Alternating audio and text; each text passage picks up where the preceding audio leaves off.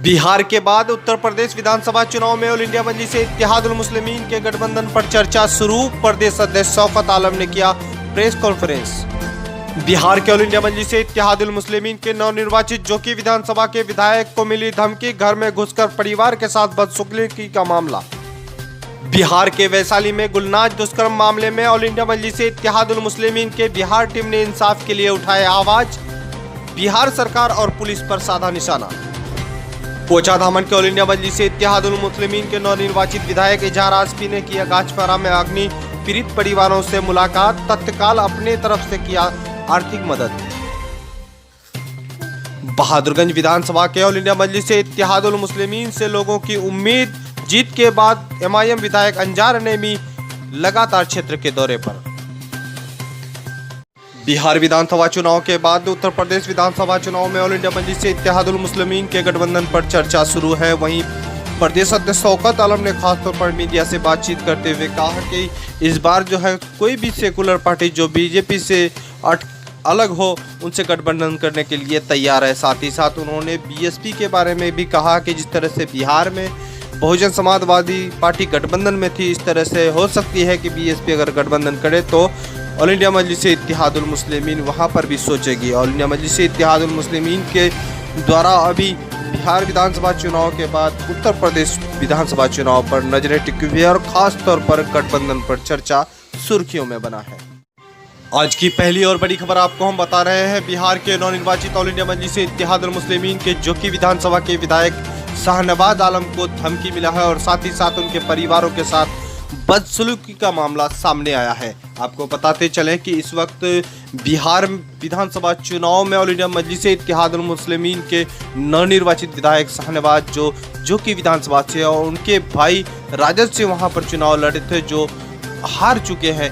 हाथ आपको बता दूं कि दोनों भाई के बीच इस वक्त विवाद चल रहा है और साथ ही साथ जो बड़े भाई को उन्होंने हरा करके वहां पर ऑल इंडिया मजलिस इत्तेहादुल मुस्लिमीन का झंडा को परचम किया गया है। आपको बताते चले कि दोनों पूर्व मंत्री तस्लीमुद्दीन के बेटे हैं और दोनों बेटे में बिहार विधानसभा चुनाव में आपस में वो लोग चुनाव लड़ रहे थे। साथ ही साथ छोटे भाई का वहां पर मजलिस इत्तेहादुल मुस्लिमीन के टिकट पर चुनाव लड़ा था और वहां से भारी मतों से जीत हुआ था। शाहनवाज आलम की जीत के बाद से ही लगातार वहां पर सरफराज के समर्थक पर शाहनवाज आरोप लगा रहे हैं कि उनके समर्थक ने उनकी गैर मौजूदगी में उनके परिवार के साथ बदसलूकी की है। खास रिपोर्ट में आपको हम दिखाएंगे कि शाहनवाज आलम ने प्रेस कॉन्फ्रेंस कर उन्होंने इस मामले को लेकर क्या कहा। रोज की तरह क्षेत्र घूम करके करीब मैं 8:30 बजे अररिया अपने आवास पे पहुंचा। मुझे फ़ोन आया गांव के लोगों का, घर से फ़ोन आया कि 4 गाड़ी से लोग सिसोना बड़ी तेज़ी से 4 गाड़ी घुसा है। उसमें बहुत खेद के साथ कहना पड़ रहा है, बहुत दुख के साथ कहना पड़ रहा है। उसमें हमारे बड़े भाई राजद के प्रत्याशी जनाब सरफराज आलम साहब, वो अपनी गाड़ी से, 3 अन्य गाड़ी से करीब 15 की संख्या में लोग पहुंचे। बाहर हमारी माँ, हमारी पत्नी, हमारी बेटी 8 वर्षीय बेटी वो टहल रही थी। उन्होंने इन सभी के साथ बहुत ही गंदी गंदी गाली से प्रयोग किया और उनके साथ जो लोग थे, कुछ देर में उनका भी नाम मैं आप सबों को दूंगा। वे लोग बाहर में एक कमरा था, उसका ताला तोड़े, हमारी पत्नी के गर्दन तक उनका हाथ पहुंचा और बोला कि तुम लोग चुनाव जीत चुके हो लेकिन शाहनवाज को नहीं छोड़ेंगे, उसको जान से मार देंगे। और पूरे घर हमको खोजने लगे वो लोग। हमारी 8 वर्ष की बेटी को उन लोगों ने गाली दिया। हमारी पत्नी जो है डर से बेहोश हो गई। करीब 3 बजे रात में उनको होश आया है।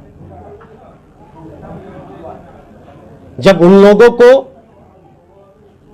प्रशासन की सूचना मिली तो सब दुम दबा के यहां से भागे।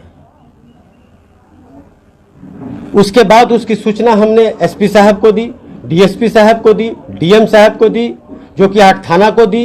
तमाम लोग करीब 10-11 बजे यहां पहुंचे, मैं भी अररिया से पहुंचा। हमने लिखित में जो है क्या कहते हैं कंप्लेन हमारी पत्नी ने दर्ज कराया। अब सवाल ये उठता है, आप साहब चुनाव पूर्व बोलते थे कि जनता मालिक है, जनता का जो निर्णय होगा वो सर्वोपरि होगा। आज जनता के फैसले को आप क्वेश्चन कर रहे हैं, उनके फैसले को ललकार रहे हैं। मैं आदरणीय तेजस्वी जी से आपके माध्यम से सवाल पूछना चाहता हूं, क्या तेजस्वी जी ऐसे प्रत्याशी से आप सीमांचल में राजद की नैया पार लगाना चाहते हैं? टिकट मिलने के बाद आप मां से आशीर्वाद लेने आए थे और उसी मां को भद्दी भद्दी गालियों से नवाजा है। उन गालियों का मैं नाम नहीं ले सकता हूं। आप बड़े भाई हैं, मैंने हमेशा आपका आदर मान सम्मान किया है। 2 दिन पहले भी ऑन रिकॉर्ड है, मैंने उनका नाम आदरणीय सम्माननीय के साथ लिया है। जब से मैं राजनीति में हूं, रोज मेरे साथ कुछ ना कुछ घटनाएं हो रही है। मैंने कभी पलट के उन बातों को नहीं देखा, मैंने आगे चलना सीखा। लेकिन जब हमारी पत्नी और बच्ची और मां पे प्रहार हो रहा है तो मैं चुप नहीं बैठूंगा और मैं खुली चेतावनी देता हूं आप लोगों के माध्यम से। अगर मेरे घर के किसी सदस्य या मेरा कोई वर्कर या कोई मेरा कोई जो कि हाट के आम आदमी का भी बाल बाका हुआ तो इसका जिम्मेदार सिर्फ आप होंगे। मैं आपके माध्यम से प्रशासन से भी मांग करता हूं, आने वाले दिन मेरे साथ या मेरे परिवार के किसी भी सदस्य के साथ या मेरे किसी कार्यकर्ता के साथ कोई अनहोनी होती है तो ये सारे लोग जिम्मेदार होंगे। उनके साथ पप्पू पासवान का नाम था जो मेरे हाथ में घर में आग लगा रहा था। उनके साथ राशिक अंजुम नाम का आदमी था जो जेसीबी मेरे घर में चलाना चाहता था। उनके साथ हाजी खलील था। उनके साथ राजद का जिला युवा अध्यक्ष गौरव कुमार बिट्टू था। उनके साथ अरशद मुखिया बलवात था। ये सारे लोग मां बहन की इज्जत को नापने के लिए रात में आए थे। क्या मतलब बनता है रात के अंधेरे में 10 बजे एक माननीय विधायक के घर में जा पाके आप लोग आक्रमण कीजिएगा? मैं बिहार सरकार से न्याय की गुहार लगाता हूं, मैं बिहार के प्रशासन से न्याय की गुहार लगाता हूं और हाथ जोड़ करके जो की जनता से कहता हूं कि मुझे इंसाफ दिलाइए। बहुत शर्म की बात है, आज जितने भी लोग राजद को जो कि हाट में वोट नहीं दिए, गर्व से उनका सीना चौड़ा हो रहा है और वो लोग बोले कि मेरा सही फैसला था। और साहब, जिन लोगों ने आपको वोट दिया, शर्म से उनका सर नीचा कर दिया आपने। आप परिवार के सदस्य हैं, आप बड़े हैं, आप आदरणीय हैं। अगर किसी तरह की कोई तकलीफ थी, हम सारे लोग बंद कमरे में बैठ के बात कर सकते थे। आपने तो अति कर दिया, हम तो सम्मान देते रहे। और आपकी बेटी है, इधर आओ, ये 8 वर्षीय मेरी बेटी है, क्या उनकी बेटी नहीं है? इसको मां बहन लगा के गाली दिया गया। क्या मेरी पत्नी उनकी बहू नहीं है? उनको ऐसे ऐसे आपत्तिजनक गालियों से नवाजा गया जिसका मैं वर्णन आप ऑन रिकॉर्ड नहीं कर सकता हूं। यही चंद बातें हैं।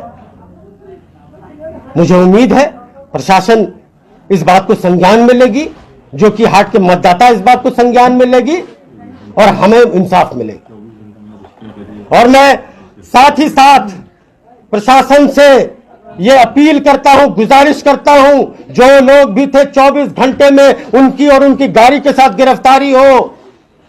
अगर मुझे न्याय नहीं मिलेगा, तमाम जो कि हाट के लोग जन आंदोलन पे उतरेंगे।